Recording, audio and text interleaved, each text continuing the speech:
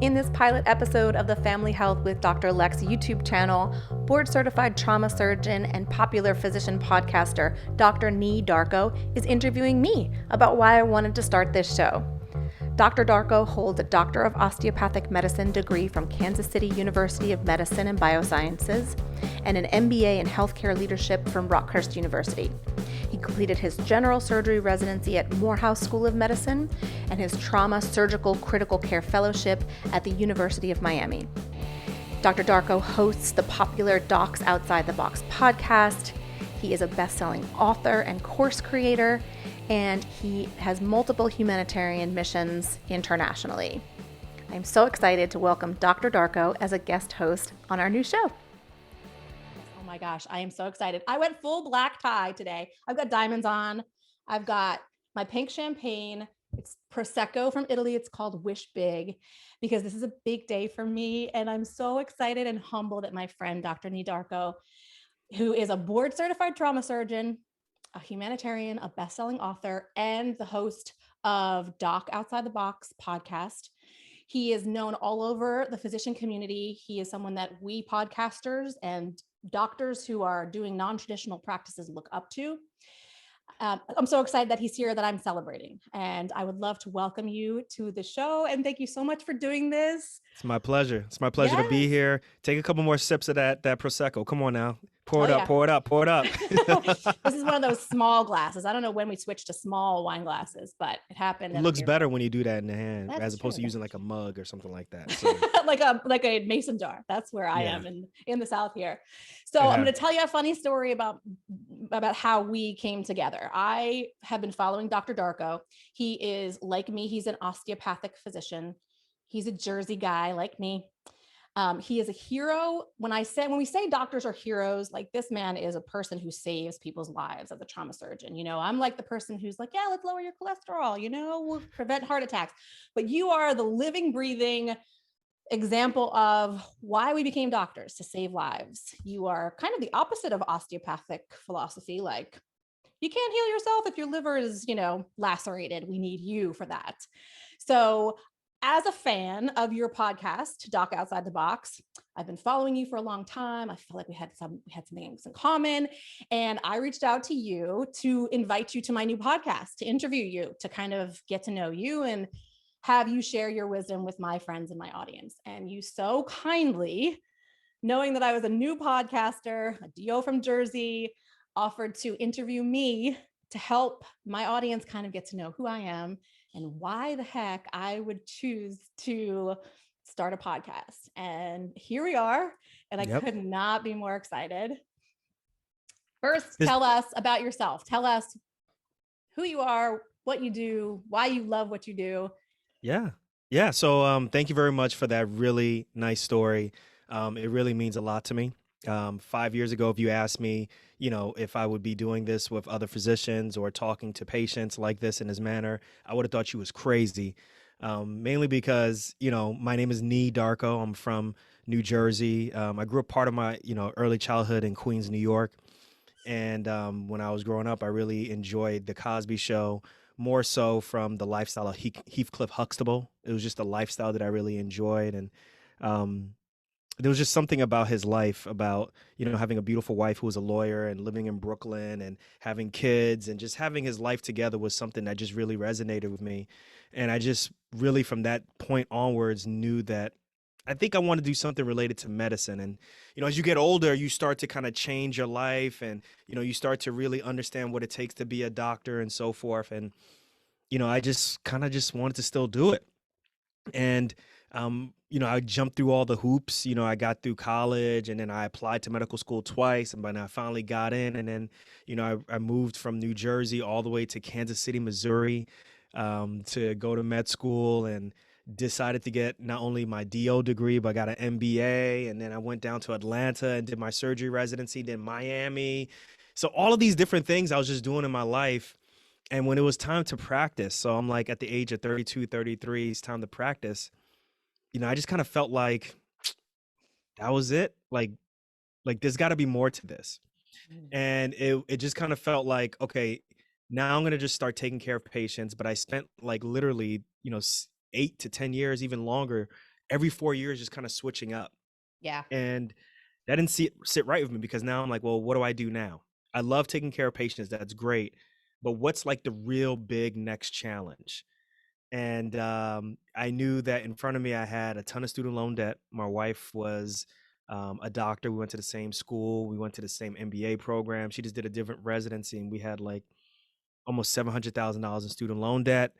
And I also knew that like there was something about just medicine in general that I didn't fit into, and I Mm. couldn't really speak on it. I couldn't identify it. And it wasn't until, my first job, I didn't really work as a doctor that was employed by a hospital. I actually worked as a temp doctor. So Hmm. I would go to these different hospitals and work for a little bit and just say, hey, like, I'll work with you guys for like 3 weeks or maybe 6 months or maybe a year, but we're not employed. This is like an independent contractor, kind of like you hire your plumber and stuff. Yeah. And I found out that there was some coworkers who were doing the same type of thing that were making like way more than I was, like double than what I was in a 24-hour period. And that's when I started kind of putting the math together. I'm like, this doesn't make sense. And that's when I really started to become more aware of my loans, me Yeah. making smarter decisions. And I decided to just kind of document this on a podcast. And I didn't know that people were going to really resonate with it, you know? And 5 years later, we're here, and I'm talking to you. And, for the people who are listening, like, that has really been the biggest, I have to say, like, the biggest boost to my career, outside of literally like finding great mentors, graduating, paying off debt. Like, literally starting the podcast was the biggest change that I never thought would happen to my career, because I just thought I would have literally a very mundane career. I didn't Mm. know that it would take me in this direction, literally just sharing my struggles as a trauma surgeon. And I hope that people who are listening to the show, your patients, anybody else who's listening to the show, really understand like how important it is to just share your story, how you can build community, how easy it is now to do it with your phone, to start a podcast or start a YouTube channel or even write a blog.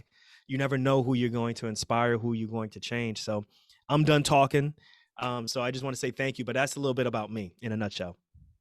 Yeah, and for everyone who's listening, Dr. Darko's podcast is the first podcast you had was called Docs Outside the Box, which is essentially where you interview doctors who are doing things that are different from a traditional road in medicine, who are creating businesses, who are entrepreneurs, who are investing in real estate, who are changing the game in medicine.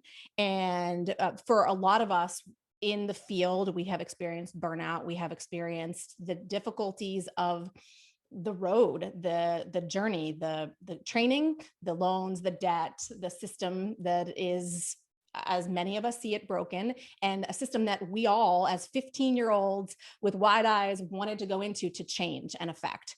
And you interview those people, you talk to those people, and you highlight them on your show, and you kind of bring attention to the fact that there are people out there who are making tremendous strides for the patients, for the field, for other fields and other industries as well. So it's a really, really great podcast where you interview a lot of dynamic people and you have some great conversations. But you've also written books and designed courses. And I mean, you're just all over the place. And it's really inspiring to people like Thank me you. who Thank you. are kind of starting over.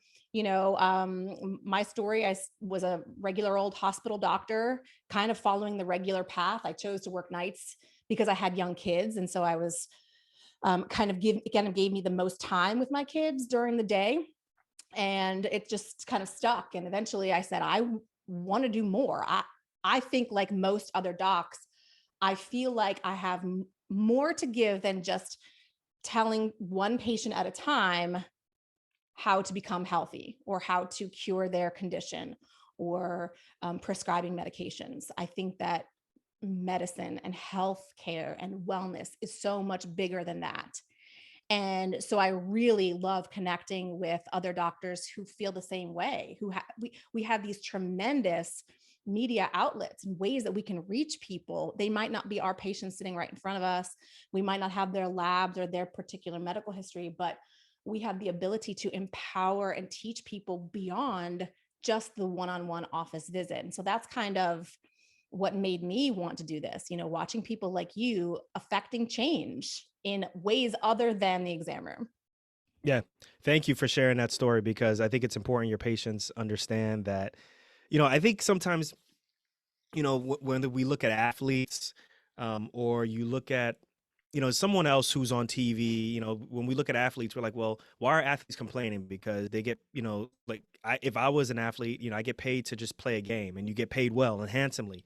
And some people may look at physicians the same way. It's just like, well, why are you guys always complaining? Like you guys get paid well. But the question when I think the majority of people who get into medicine want to help people and really want to affect change and help people with a certain lifestyle and healthiness and so forth. But I think what ends up happening is anything that gets corporatized, and I think patients can understand this because they have jobs themselves or they Yeah. understand what it's like to be employed. Anytime things are corporatized, it makes it really difficult to have that one-on-one relationship. It takes that, I guess, the naivete. It takes away like that zeal of why you really wanted to practice away. And what ends up happening is if you're not careful, and I think a lot of people feel this way as physicians, is you end up feeling like you're a cog in the wheel. You know what I'm saying? Like you end up feeling like you literally are part of this huge machine. And if you don't determine and find a way to make yourself feel unique, they literally could just take you out, Yeah. and just put someone else in there and that's it. And whether you're affecting change or not, it's really on a smaller level. And I think what you're starting to see and what patients are starting to see, whether they see doctors who are on TV or you see doctors who have their own YouTube channels, or even you, Dr. Lex, you starting your own podcast, is that, we all have a yearning to really want to reach out to people and kind of just really like just live in our greatness, so to speak. Like we all have that. And when you're at a job, whether it's you're a teacher or you're a physician or you're working at McDonald's or what have you, it's really hard for you to kind of live in your, who you are.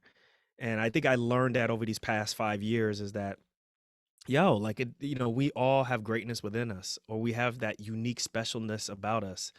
So like, let's just find a way to kind of get that out there. That's me getting all foo-foo and stuff without drinking yet. And but that's kind of where we all are at. And I think that's why you see so many people from so many different backgrounds starting podcasts or doing all of these different things because they just want to express who they are, which makes me want to ask you this question. Why do you want to start your podcast? What's up with this podcast? Why are you doing this? So you're right. I mean, you don't think like you're going to go and meet a doctor who has a side job or like why do you need another outlet? You went through all this training, you did all this work, Yeah. and you have a career where you're going to be able to help people and you have a career and that should be enough for you. But for so many of us, it's not enough. It's not enough because in the business of medicine, we are asked to do things in a particular way that doesn't truly allow us to take care of patients.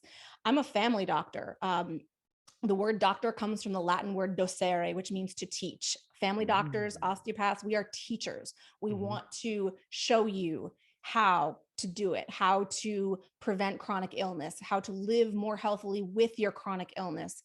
We want to show you how to add the exercise and the diet and the good sleep habits and the good sex life and all of the things that we want that create a healthy human. We want to teach you how to do those things. And unfortunately, the corporatization of medicine doesn't afford us that time, at least if you're working in an industry, in an insurance based model practice where time is limited and we need to see as many patients as we can to meet our quotas, to meet our Yeah. metrics. A lot of people don't know that, like, when you open up your It's true. practice and you take insurance, like, the insurance companies bring their patients, but, like, you only have, like, what, 10 minutes with each patient, really? Right. And you And that probably have to is see, like, to 30 patients a day or something. those 10 minutes are to listen, to hear the story, develop a rapport, do an exam, review, make a decision, and convey that decision and explain the plan to the patient. Not to mention the paperwork, which usually gets done well after the fact. So the podcast is not a way for me to necessarily take care of patients. Obviously, that's not, telemedicine is a different thing. The podcast is really a way for me to kind of use, use your words to affect change and to empower patients, number one, to become advocates for their own wellness, Yeah, to that's huge. learn how to speak for yourself, learn how to speak up for yourself in an industry where we are seen as the experts. We are seen as kind of like the final word. I find a lot of people, when they are diagnosed with a condition, they hand over control of their health to us and they leave it to us to make the decisions and tell them what to do. And in reality, when you look at it, you're in control. The patient is in control. You have the ability to make or break your wellness. We'll give you advice, we'll give you instructions, but I'm here to empower you to take those instructions and act on them and show you how to act on them, how to utilize them. So, number one, becoming an advocate for yourself and your family in the healthcare industry, or at least knowing where to find someone who can help you navigate the things that you don't know about your disease or your condition or a procedure that you're going to have. I think that's the number one scary part is that they feel like a lot of patients don't feel like they understand enough to really ask smart questions. They feel like, they're going to be kind of just talked down to if they ask certain Yes. questions. I think that's a big one. My parents have definitely experienced that to the point where I've said, listen, put me on the cell phone, on speakerphone when you meet your doctor so that I can ask questions. Yeah. So I definitely get what you're saying there. And your parents' doctors probably were kind of like, we don't have time for that. Yeah. So when you are a patient and you're scared and you don't know, and you're leaving the decisions up to us, you might not even know what questions to ask. So it's important to kind of get an understanding, a basic understanding, which I don't think health class in high school is really a sufficient education in how to live a healthy life as an adult. First of all, Not even the and TV show ER or The Good Doctor, that's pretty much all we Chicago get Med. is watching it on TV, which obviously is, dramatized, but a Yeah. lot of people just don't know and don't have the confidence or the skills or the wherewithal, even don't even know that they should be asking more. They should be more educated about things. They should be asking questions or are afraid to, because doctors can be intimidating. Time is short. Our time is valuable. It's perceived. And the whole machine of medicine is just very intimidating overall. So Oh that's the yeah, first thing, I really agree just with you there. empower people to become advocates for themselves within their own healthcare and within their own wellness journey. Okay. So the next question I have for you, while you brought it up, is you were describing me as someone who got a Doctor of Osteopathic Medicine, something that's called DO, right? Oh, yeah. So we have a Doctor of Osteopathy, right? What is the osteopathic philosophy? What does that mean? Tell us about all this stuff, because I hear people talk about this, and tell us all that. Yeah. So there's two ways to become a physician, as you and I both know, in this country. One is the traditional allopathic route, which most people have an MD as a physician. And the second way Hmm. is called the osteopathic school of training and school of philosophy, which is a DO, Doctor of Osteopathy. They are basically parallel tracks in terms of education in the first 4 years of medical school, with the exception of the philosophy.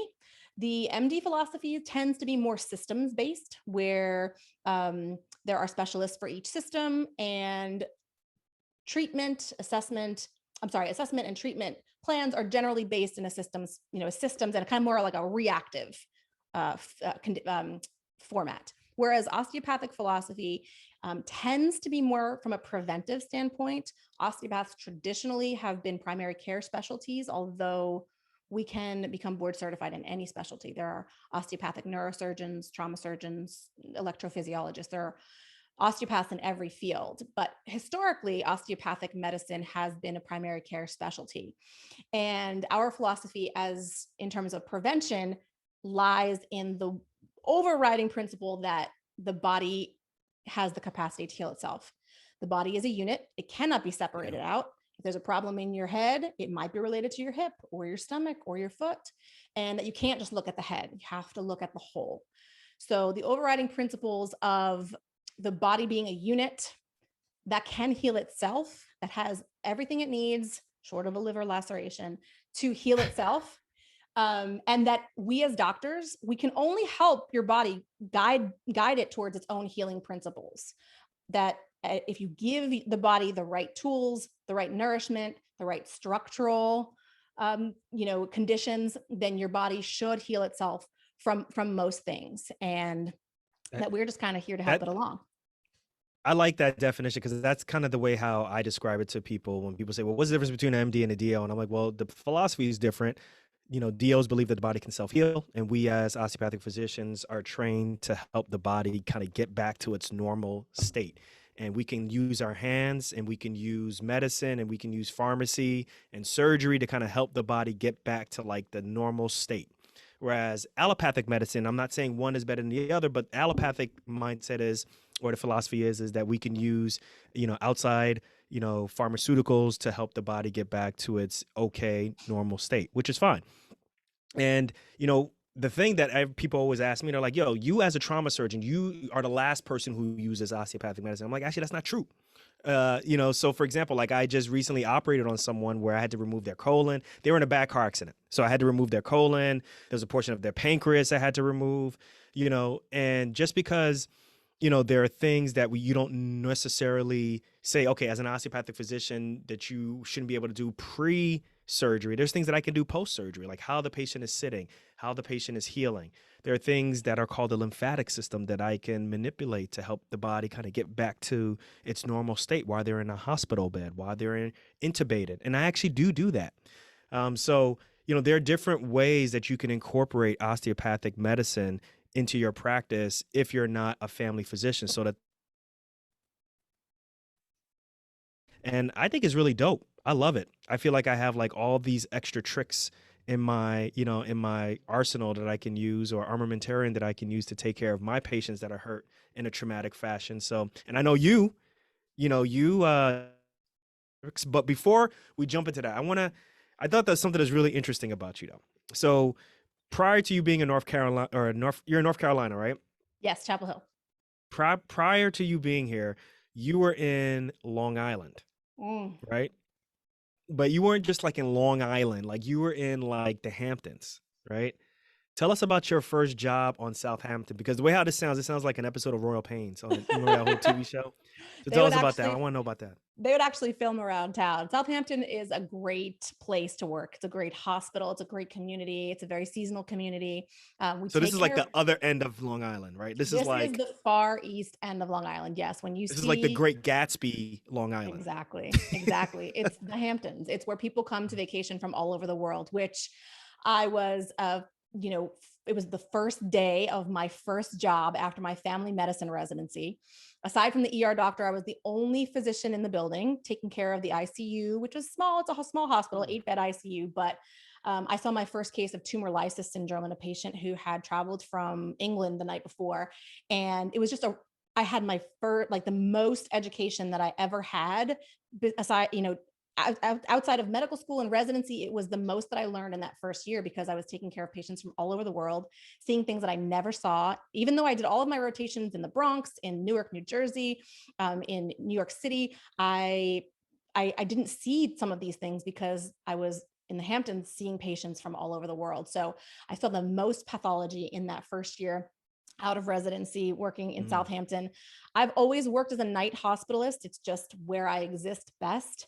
I feel that, as we were saying, working at night kind of gives me the most time with my patients, in the sense that there's not a lot of the daytime chaos. There's not a lot of social work going on at night. There's not as many family members visiting at night.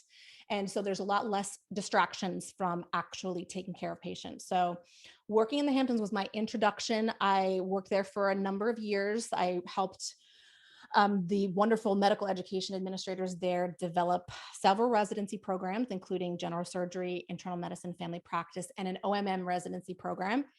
And then my mom got sick and I left for a while to go to another part of Long Island, which was closer to my home. So I didn't have to commute as much, but I ended up going back to Southampton. I actually worked with my dad. My dad's an intensive care doctor, and Oh, wow. Okay. coincidentally, the doctor who was in charge of the ICU when I started was a doctor that my dad trained with. Oh, So wow. Okay. I reconnected them. And when my mom got sick, my dad and mom moved back to Long Island to be near me and my family. And I got my dad a job at Southampton. So we worked together for a number of years in the Hamptons, and we shared stories. There are some really crazy celebrity stories. There are really crazy kind of stories about the characters in and around town. It can be very stereotypical during the summer months, but in the off season, it's really just a lovely place. We take care of a lot of migrant workers, which is very That's why here rewarding. it's very seasonal, It but there's is. like the usuals who are there. They're all throughout the year, and then there's a Yeah. huge influx, right?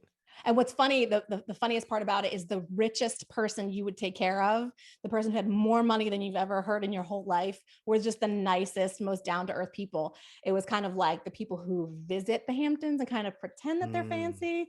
got Those are you. kind of the people who gave us a little bit of a hard time. But overall, Obnoxious. You could be yeah, honest. Come overall, on, obnoxious, Dr. just a Lex. Come really on. close, like closer knit hospital staff, medical staff, nursing, closer knit than most places I've ever been. And, having been around the tri-state area, and now in North Carolina, it's really a special, unique place. And it's a lot like what you see on TV. It's not a lot different from what you see on TV in terms of describing the Hamptons. It's a beautiful place to visit and live. But ultimately we moved to North Carolina Yeah, what's where up with that? yeah. So my brother moved here first. He was a musician traveling the country with his band. And he said, hands down, Chapel Hill had the nicest people that he's met in all of his travels through the United States. And so when we would visit him as a family, we would never want to leave. We love the community. We love living in a college town. It's slower, it's friendlier, it's easy to navigate and easier to do things. And it's a great medical community. I didn't think I was going to have a job when I first moved. So I started doing telemedicine in New York. And I didn't know, because we have UNC Chapel Hill, world-class medical institutions, Duke University, Wake Med. And I'm this country, Hamptons DO family practitioner. I didn't know if I would get a job in this competitive market. So I started doing telemedicine in New York, and it really served me well, because when I got here, I did that for a while until I found a job at another very small community hospital called Alamance, which is also a really, really great place to work. Mhm. And then a telemedicine, hospital job came up, which I took. So now I work from home full time, but that kind of burning to get back to talking to patients, I was about teaching to say, do you patients, miss that? that kind of bubbled back up over years. And so it took me a long time to realize that that's where I need to be. And so, like many of us, I started a side gig. I started a small micro practice.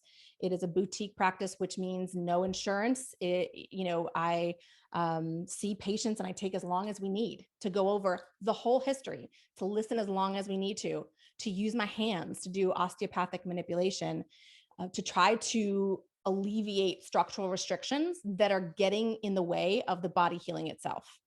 So I'm Mm. practicing true osteopathic medicine. I'm practicing osteopathic philosophy and manipulation, in addition to teaching, doing what I'm supposed to do as a family doctor, in a What what small is way. what is what is the best part of what you do right now? Tell us the one that you get the most um you just get passionate about that. Like if I was to tell you what do you like the most about your practice? Tell us about that. There are two things. Osteopathic manipulation, which we didn't really touch on, it's a hands-on technique that Mhm. we learn in osteopathic school, in addition to all of the traditional classes that we take in the first 2 years and the rotations that we do in the second 2 years. We spend 400 additional hours in a lab learning how to use our hands to treat the patient. It's actually a All right. treatment. Hold on, Dr. Locks. Yeah, Let me call you off, Dr. go, go, Locks. So go. what if someone is listening and they're like, wait, isn't that what a chiropractor does? Tell us Mm, like explain the difference. I'm going to need more. Hold on. Did I Because that's a touch a hot nerve? question. No, that's a hot question. And I've gotten some crap from chiropractors. You know, First of all, chiropractors are not doctors. They have great training in the structural system, and that is what they're trained to do, is to work on the structural system. I believe chiropractic philosophy is centered on spinal alignment, although a lot of them do techniques that are that address other systems like the lymphatic system. But osteopaths are medically trained physicians. Most of us are board certified. And our set of techniques is aimed not just towards spinal alignment. In fact, the cracking technique is one that we learn. I personally don't use it, but the other techniques that we use are aimed at muscular connections, ligamentous and joint connections, lymphatics, fluids. And also, and really importantly, especially when it comes to surgical, complications and issues post-operatively, we treat the autonomic nervous system, which is fight or flight and rest and relax. So when you cut skin, your body automatically goes into fight or flight. Your body automatically wants to protect itself and defend itself. And so your body will act to defend and will increase your blood pressure and release all these chemicals and hormones that are trying to protect your body. Your body will build scar tissue. It's what your body is supposed to do. And in a lot of ways, those your body's own defense mechanisms then can create secondary problems. Like, for example, post-operatively, after someone has received anesthesia, the GI tract can slow down. Have you Oh ever heard yeah, the term that's a ileus big or one. yeah, so people aren't able to move their bowels after they've had anesthesia or pain medications from surgery. And that's because your body's in shock. You just were cut open and your body's in fight or flight. So osteopathic techniques geared towards the autonomic nervous system can help bring that fight or flight response down towards a neutral, can help increase that rest and relax response, which is the one that gets your guts moving, and can also help with the lymphatic drainage, which is mostly lives in your abdominal cavity. So OMT differs from chiropractic in a lot of ways, primarily because osteopaths are physicians who go through medical school and have the medical knowledge to know and to differentiate between medical and musculoskeletal problems. And then we also don't just focus on spinal or bony alignment. We also focus on the other connective tissues, the nervous system, and the organ systems. Dr. Lex breaking it down so it will forever, I mean, forever be broke. So now you guys definitely understand the difference between an osteopathic physician and a doctor of, was it chiropractic medicine? I think I Yes. can't remember, Yes. but yeah. So that's awesome. Cool, cool, cool. So I'm glad you clarified that. Now talk to us about lifestyle change and how that affects like even some of the most deadliest diseases out there. Because I think a lot of people feel like, okay, medicine is the only way that I can get out of certain conditions. Talk to us about Yeah. what you teach and what you propose. Yeah. The answer to that question actually links back into your previous question about what are my favorite things to treat and to take care of, what lights my fire. It's when I can get patients off of medication. A lot of patients will That's big. find me because they don't want to be on medicine. And a lot of times I'm the last stop. People will say, well, I've been to PT, I've been to an orthopedist, I've been to, several different doctors. And what else is left but you? I guess I'll just give you a shot. And they Because come that to stuff is me. expensive. It's Yeah, expensive, those medications. They sure. can slow down your GI system. So Sure. So they come to me as kind of like a last ditch effort. And I just say, I just wish I had you in the beginning because there are so many things in terms of lifestyle that you can do to avoid ever having to take medications or injections. A good surgeon, a specialist will tell you when you don't need a procedure or you don't need a medication or you don't need an injection or a surgery. And so when I see a patient who has been struggling for the longest time and they've been through all of the treatment options on the list, and they get to me and we go back to the root cause, we go back to the start and figure out, where does this come from? What are you doing in your life that's preventing you from getting better? What position do you sit in when you're at work? How do you carry your children? What kind of foods are you eating? Are you finding time to make spiritual connections and social connections? And these are the parts of us that will allow us to be wholly healthy or will prevent us from getting to a point where we feel fully well, or prevent us from recovering from whatever procedure condition we have.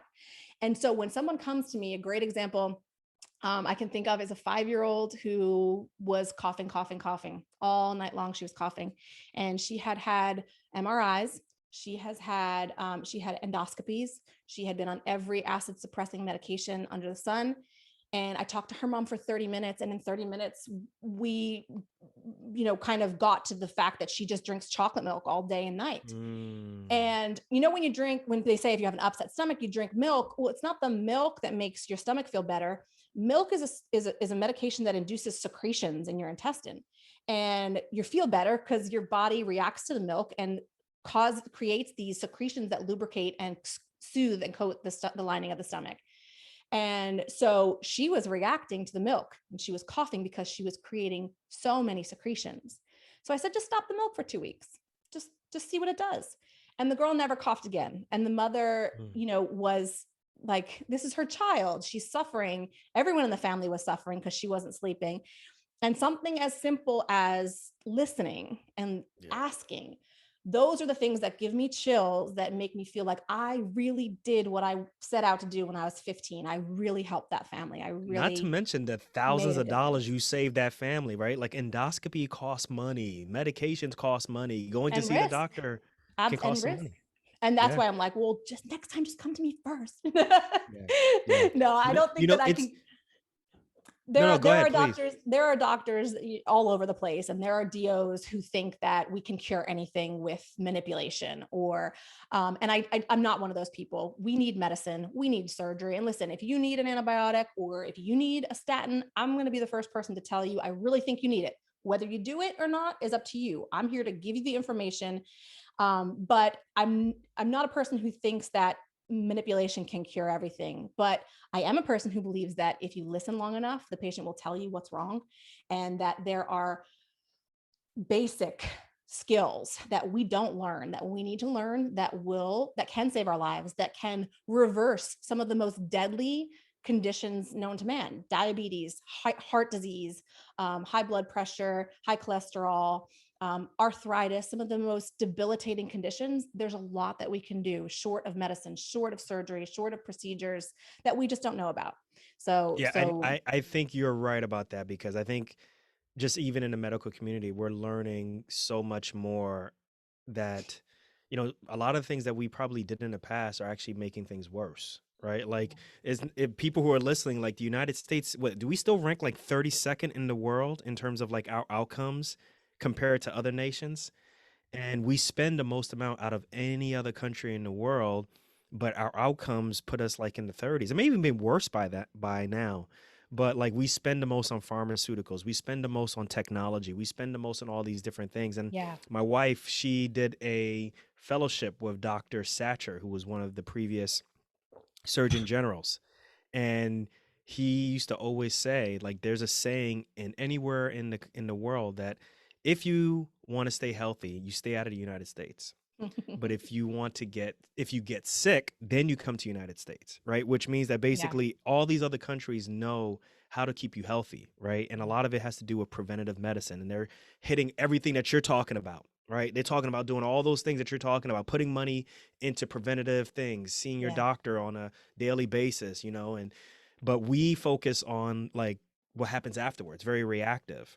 So I think what's happening in the United States is, like you said, more and more physicians, more and more healthcare professionals are realizing that, yeah, maybe we need to, take a chapter from that book and start focusing on prevention and start listening to the patients and try to figure out our practices so that we can have more time, so that we can really be in with what our patients need, and not all the time it has to do with medicine or surgery or whatever's the newest technology that, we can use. Yeah, we have the habit of, the corporatization of medicine has created a situation where the more complicated a patient's medical history and condition is, the more we get reimbursed. So in our insurance-based system, the sicker the person is, the more the physician is rewarded, which Yeah. really is the opposite of what needs to happen. In other countries, some countries, doctors are only paid when the patients don't get sick, which Yeah. is kind of, going back to the prevention side. But in the business of medicine, being healthy doesn't make you money. And so that's a very, very difficult part. When I go into preventive medicine and I practice preventive medicine, I'm not making nearly as much money as I could if I take care of patients in the ICU, and that's just a fact. But again, that is where you're really making change. That is where you're really helping people. When you teach someone how to sleep well so that they can function better and become more productive and fit in exercise the next day and make better food choices, you are changing not only that person's quality of life, you're changing that whole family structure. You're changing the way that person treats their children and their family members. and that's carrying on going forward. So That's a good whether point. you're living with a chronic condition and want to be healthier, or whether you want to prevent some of the most, like if I go down, I'm going down knowing that I did everything that I could to live a healthy life. And that includes pink Prosecco. It's not Yeah, I'm you got to here get your saying, mental health right, man. Come on, for real, that's for real. it. That's Yeah. it. It's all about balance. It's all about balance. There's no diet where you're cutting things out that's ever going to be recommended. There's no lifestyle where you're working 95% of the time and you're playing only 5% of the time. It's all about balance. And we're so far from being well balanced as a society. Our priorities in this country, unfortunately, are on work and productivity and efficiency, and not on relationships and leisure and doing good in the world. So I think we've got to get back to that. And I'm hoping in my community, whether it's one person at a time or whether it's a couple people who download my podcast, that will be a legacy that I leave. Okay. Well, speaking of relationships, right? Let's finish it off. Speaking of relationships, I remember you said you started the podcast because you want to get the lingo, the language to your patients so they understand and become a Yes. better advocate, right? That's what Yes. you said, right?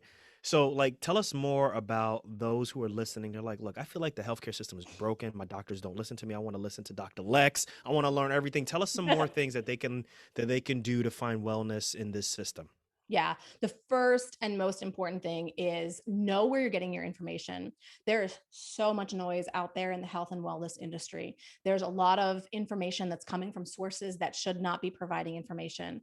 So it's hard to find, but linking up with a physician, a board certified physician who practices in a way that's in line with your goals. Listen, if you are a person who wants to eat bacon and take cholesterol medications, you going to a more holistic physician is going to get you nowhere. You're both going to end up frustrated.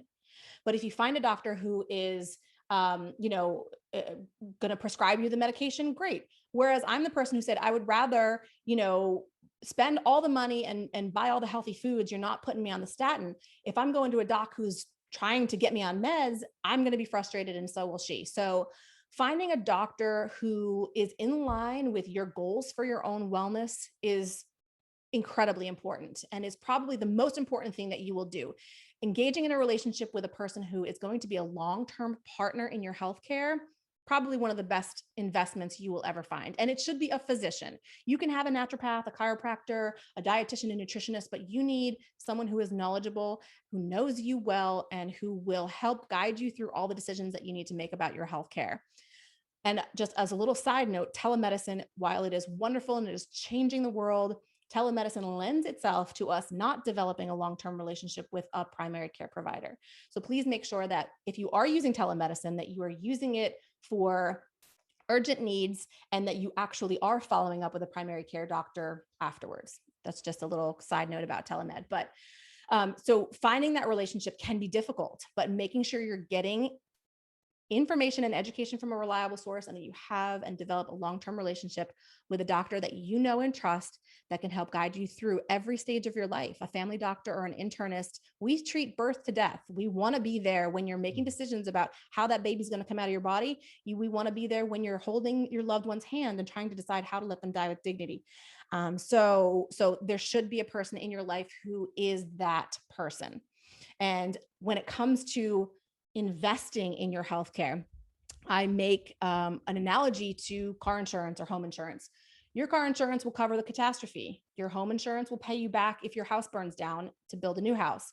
But no one's paying you to replace the filters in your home. No one's paying you for the maintenance on the car, the tire rotation, the oil change. Your car insurance doesn't cover that. That is an investment that you make because you know that if you don't do it, your car won't run and it will put you at risk.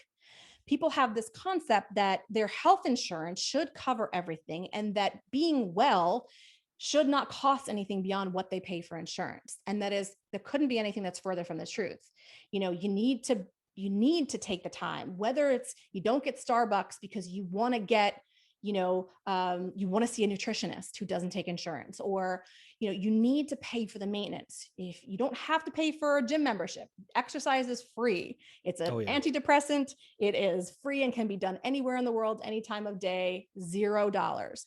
But there are things that are costly that people don't want to pay for. So I just want to encourage you to kind of get rid of the idea that investing in your body is something that can be put on the back burner.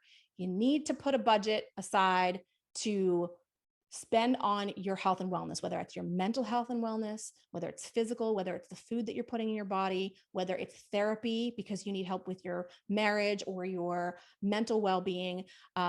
Treat it like you would treat your car. Pay for the maintenance if you have to.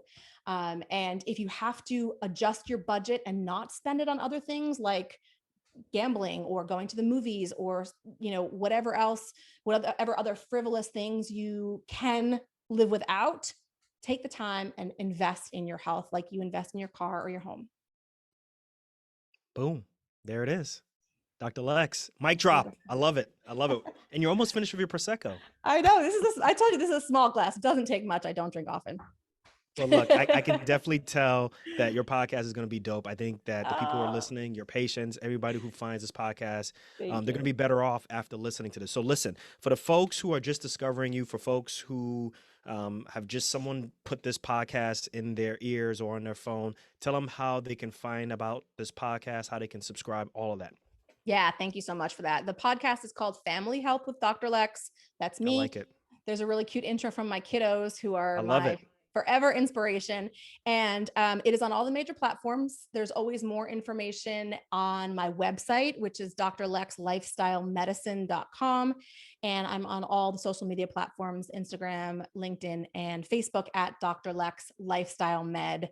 So I am always happy to answer questions. I am happy to guide you to a DO who can help you, to my friends and colleagues that I have made through the podcast, through my relationships with other groups, through listening to podcasts like yours. And I'm a connector of people. I want you to find what you need to make sure that you get the healthcare that you need. And that might not be me, but I can be a vehicle for, conduit for those connections. And so you can find me in all of those places. Now, before I cheers to you, I want you to tell my friends where they can find you on the internet and listen to your show, read your books, and learn more about the amazing work that you're doing. Oh, well, I appreciate that. This was fun. It's for real. I'm really, really excited for you. I think you're going to change a lot of people's lives with your podcast.